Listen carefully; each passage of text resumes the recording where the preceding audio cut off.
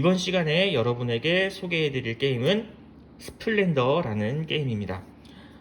이 게임은 르네상스 시대의 상인이 되어서 보석으로 이런 개발 카드들을 구매를 하고요. 이 개발 카드에 보면 여기 점수가 있는데 이런 점수들을 모아나가는 게임입니다. 자, 그러면 이 게임이 어떻게 구성되어 있는지 살펴보도록 하겠습니다. 스플렌더 게임은 이렇게 구성이 되어 있습니다. 우선 보석 토큰이 있고요. 보석은 총 5종류가 있습니다. 이 보석을 이용해서 개발 카드를 구입을 할 수가 있습니다. 보석 토큰은 종류별로 7개씩 들어 있습니다. 그리고 특별히 황금 조커 토큰이 있는데 이 황금 조커 토큰은 어떤 보석으로든지 바꿔서 사용할 수 있는 토큰입니다. 마치 조커와 같은 토큰이죠. 특별한 기능을 갖기 때문에 이거는 5개밖에 들어있지 않습니다. 그리고 개발 카드가 있어요. 자, 개발 카드는 종류별로 3종류가 있습니다. 그래서 초록색이 1단계, 노란색은 2단계, 파란색은 3단계입니다. 단계가 높아질수록 구입이 어려워집니다. 구입이 어렵다는 건 이걸 사기 위해서 들어가는 보석이 많아진다는 뜻인데요. 예를 들면 1단계 카드 하나를 볼게요. 자, 이 카드를 구입을 하기 위해서는 빨간색 보석 4개를 내야 됩니다. 하지만 또 하나를 더 볼까요? 자, 1단계 카드인데 이 카드를 구입하기 위해선 파란색 보석 3개가 있으면 됩니다. 하지만 3단계 카드를 볼게요. 이 카드를 구입하기 위해선 파란색 보석 3개, 초록색 6개, 그다음 빨간색 3개 엄청 많이 들어가죠. 이렇게 단계가 높아질수록 구입이 어렵습니다. 자, 그리고 이 개발 카드를 구입을 하면 승점 포인트와 보석 포인트를 얻게 돼요. 이 승점 포인트는 아까 처음에 설명했듯이 많은 점수를 얻어야 되는 게임이라고 했잖아요. 그래서 그 승점을 위해서 15점이 넘어가면 게임이 종료가 되는데 그 15점을 향해서 모아야 되는 포인트고요. 보석 포인트는 아까 보석 토큰과 같이 쓰일 수도 있고 나중에 귀족 타일이 있는데 귀족을 부를 때도 사용할 수가 있습니다. 이거는 나중에 게임 설명을 하면서 보석 포인트는 다시 설명을 해주기로 할게요. 자, 그런데 이런 포인트가 3단계는 구입이 어려운 만큼 포인트가 아주 높습니다. 하지만 1단계는 구입이 쉬운 만큼 포인트가 낮아요. 심지어 승점 포인트가 없는 경우도 있습니다. 이렇게 보석 포인트만 있는 경우도 있으니까 그런 걸 잘 고려해서 개발 카드를 구입을 해야겠습니다. 그리고 마지막으로 귀족 타일이 있어요. 귀족 타일은 총 10종류가 있는데 귀족 타일을 보면 여기 3이라고 쓰여 있죠. 이거는 3점을 보너스로 준다는 거예요. 그래서 어떻게 귀족을 부를 수 있냐면 아까 개발 카드에 보면 여기 포인트가 있었죠. 보석 포인트가 있었는데 이 보석 포인트가 요만큼 모이게 되면 귀족이 그 플레이어한테 가서 3점을 준다는 거예요. 자, 이렇게 스플렌더 게임의 구성을 알아봤고요. 이제 스플렌더 게임을 하기 위해서 어떻게 게임을 세팅해야 되는지 알아보도록 하겠습니다. 스플렌더 게임을 위한 게임 세팅 방법을 알아보도록 하겠습니다. 이 게임은 2명부터 4명까지 할 수 있습니다.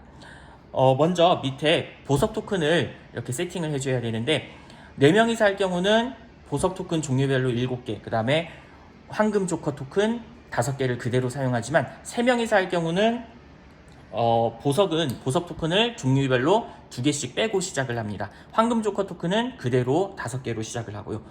만약에 2명이서 하게 될 경우는 보석 토큰을 종류별로 3개씩 빼고 시작을 해야 됩니다. 역시 2명이서 하더라도 황금 조커 토큰은 그대로 5개를 다 사용을 합니다. 자, 이렇게 보석 토큰이 세팅이 되었으면 이번엔 개발 카드를 설치를 해야 되는데요. 개발 카드는 3단계, 그러니까 높은 단계가 위로 가고 낮은 단계가 아래로 가게 이렇게 세팅을 해주면 됩니다. 자, 개발 카드는 4장씩 이렇게 펼쳐 놓습니다. 위에서부터 4장씩 이렇게 펼쳐 놓고요. 자, 그 다음에 중간엔 2단계죠. 이렇게 펼쳐 놓습니다.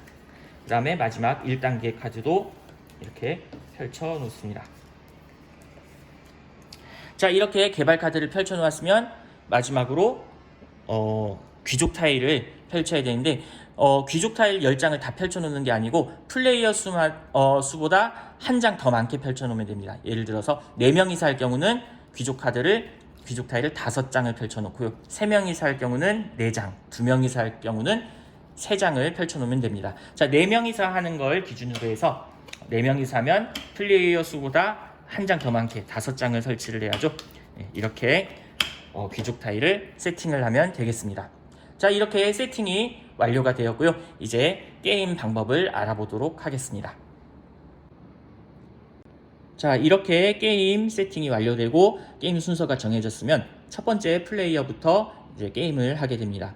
자기 차례 할 수 있는 일은 총 4가지가 있습니다. 자, 첫 번째는 여기 밑에 보면 보석 토큰들이 있죠. 황금 보석 토큰을 제외하고 5종류의 보석이 있는데 각각 다른 종류로 3개의 토큰을 이렇게 가져가는 방법이 있고요. 그 다음에 두 번째 방법은 한 종류의 보석 토큰을 2개 가져가는 방법이 있습니다. 이런 식으로 2개를 가져가는 방법이 있고, 세 번째는 이미 나한테 보석이 있다면 가지고 있는 보석을 이용해서 개발 카드를 구입을 하는 방법이 있습니다.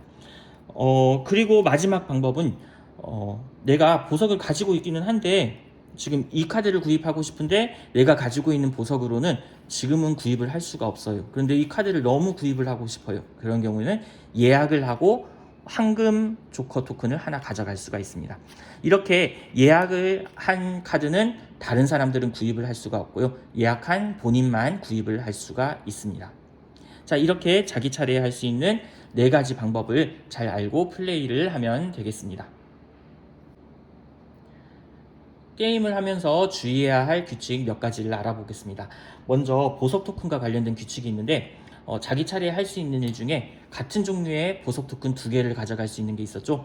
그런데 내가 가져가고 싶은 보석 토큰이 3개 이하로밖에 남아있지 않다면 그 보석은 2개를 가져갈 수 없습니다. 그런 규칙을 잘 주의해야겠고요. 또 하나의 보석 토큰과 관련된 규칙은 황금 조커 토큰을 포함해서 자기가 가질 수 있는 보석 토큰의 개수는 10개까지밖에 없습니다. 그래서 자기가 플레이를 하는 중간에는 10개가 넘어가도 상관없지만 내 차례가 끝나고 나서 다음 사람 순서로 넘어가기 전에 보니까 나한테 보석 토큰이 황금 조커 토큰을 포함해서 10개가 넘는다면 10개만 남기고 나머지는 버려야 합니다. 그런 규칙을 잘 주의해 주시고요. 그 다음에 예약과 관련된 규칙도 있어요. 카드 예약은 여기 펼쳐져 있는 12장의 카드 중에서 예약을 해도 되지만 여기 가려져 있는 카드들 중에서도 예약이 가능해요. 그럴 경우에는 맨 위에 있는 카드를 예약을 해야 되고요. 지금 공개되지 않은 카드잖아요. 그래서 이거는 자기만 보고 다른 사람에겐 보여주지 않아도 됩니다. 그리고 또 예약과 관련된 규칙이 하나 더 있는데, 예약을 할 땐 황금 조커 토큰을 하나 가져가면서 예약을 하게 되잖아요. 근데 황금 조커 토큰은 5개까지밖에 없어요. 그래서 황금 조커 토큰을 다 가져가서 남아있지 않은 경우에는 예약하기만 하고 황금 조커 토큰은 가져갈 수 없습니다. 자, 마지막 예약과 관련된 규칙이에요. 자기 차례에 한 장을 예약을 할 수가 있는데 순서가 돌아서 또 자기 차례가 됐어요. 그러니까 또 예약을 하고 싶은 카드가 생겨서 예약을 한 장을 더 했습니다. 이렇게 2장을 예약을 했고요. 그 다음에 또 자기 차례가 돌아와서 보니까 또 괜찮은 카드가 있네요. 그래서 이 카드를 하나를 더 예약을 했어요. 자, 예약은 3장까지밖에 못합니다. 그 다음 3장이 예약이 이미 되어 있으면 자기 차례가 되어도 더 이상 예약을 할 수가 없습니다. 이 예약된 카드를 없앨 수 있는 유일한 방법은 이 보석을 내고 사는 방법밖에 없어요. 그래서 이렇게 사게 되면 예약된 카드가 2장이 남으니까 한 장을 더 예약을 할 수가 있습니다. 그런 예약과 관련된 규칙도 주의해 줘야겠습니다. 자, 이제 개발 카드를 구입을 해보도록 하겠습니다. 내가 이 카드를 사고 싶었는데 열심히 보석을 모아서 결국 이 카드를 구입하기 위한 파란색 보석 3개와 빨간색 보석 2개, 그다음 검은색 보석 3개를 이렇게 모았습니다. 자, 그럼 이 카드를 이제 구입을 할 거예요. 이 카드를 자기한테로 가져오고 이 카드 구입에 필요한 보석들을 여기 앞에 제출을 하면 됩니다. 자, 구입을 하고 나니까 여기 빈 공간이 생겼죠. 2단계 카드 하나가 비었으니까 2단계 카드 더미에서 하나를 펼쳐서 채워 넣으면 됩니다.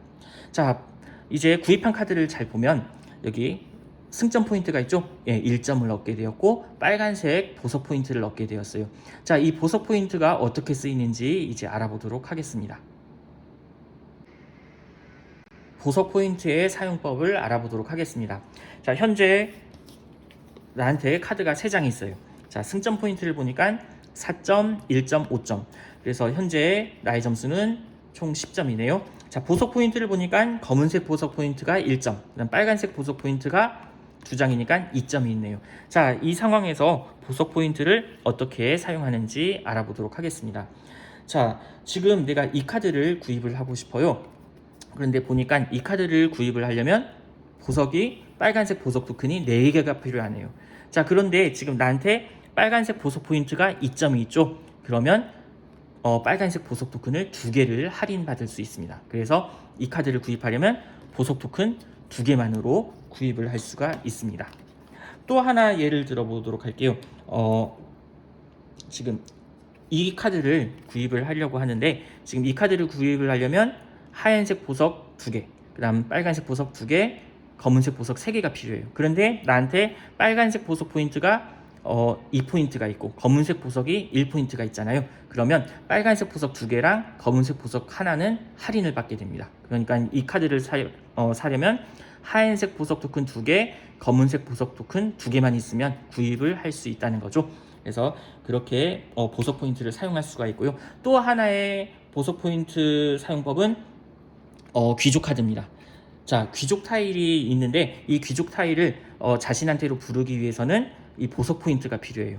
예를 들어서 이 귀족 타일은 검은색 보석 포인트 4점, 그다음 빨간색 보석 포인트 4점이 채워지면 자동으로 나한테 오게 됩니다. 이거는 내가 하는 내가 내 차례 할 수 있는 일은 4가지가 있다고 했죠. 그거에 포함이 되지 않고 내가 할 일을 끝내고 나서 이제 다음 사람 순서로 넘어갈 때 보니까 보석 포인트가 이렇게 채워지면 이 귀족은 자연스럽게 자신한테로 와서 여기 보너스 포인트 3점을 나한테 주게 되는 겁니다.